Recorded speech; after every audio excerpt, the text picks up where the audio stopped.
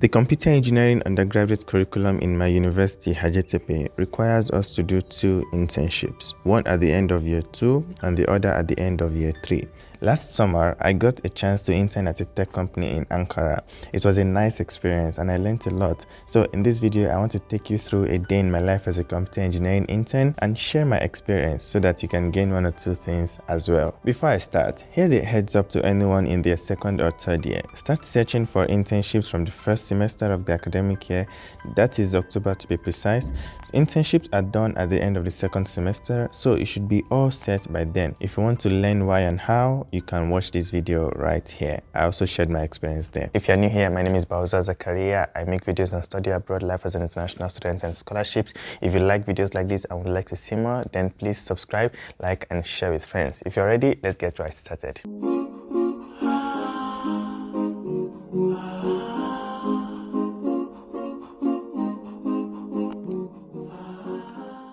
Okay, let's quickly go through my role in this internship. In simple terms, I was a business analyst intern. You could also say I was a technical writer intern. Anyways, my job was to write the software requirement specification document for an application to be developed.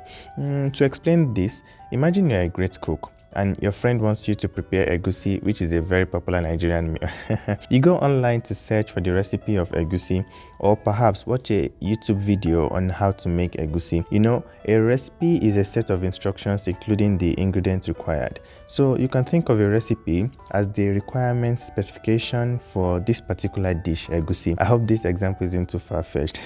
So basically, I needed to have a higher level understanding of this new application services and how users will interact with them, then write this down as requirements for the development team to work on.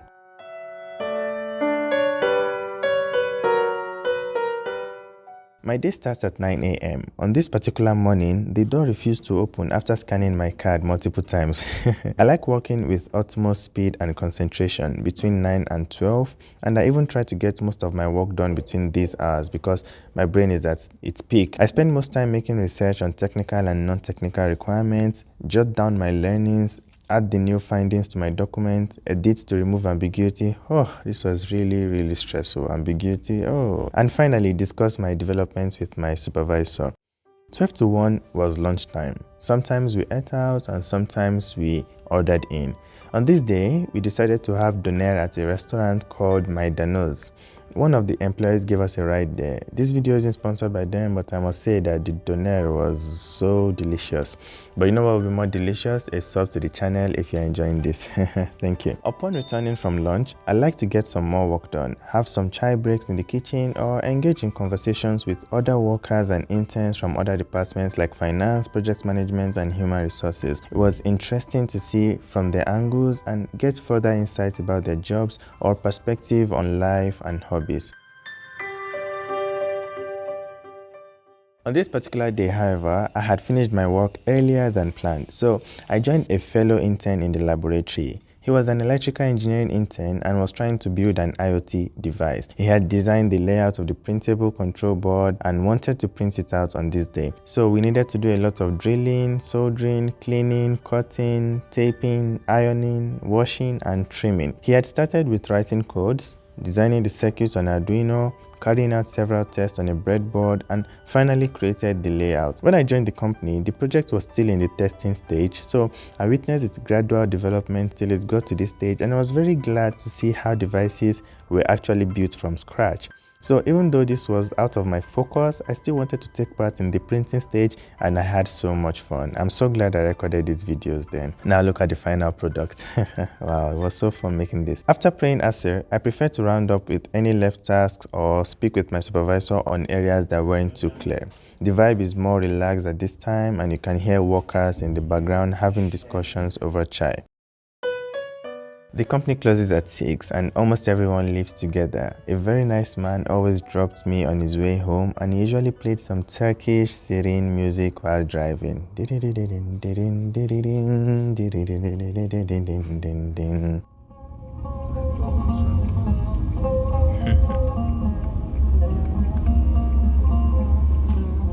I I always enjoy the ride home, watching the sunset and the beautiful scenery of highlands and trees.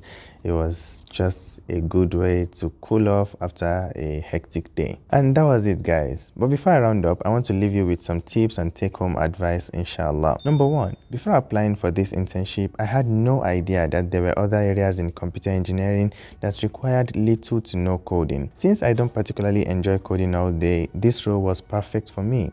And that's because it required a good technical background combined with research, design, and innovative skills. So if you're also looking at other areas in computer engineering you may want to pursue aside software development, you may consider technical writing, project development, or even design. It was this position that exposed me to other areas in computer engineering apart from the mathematics, programming, and electronics we get from school.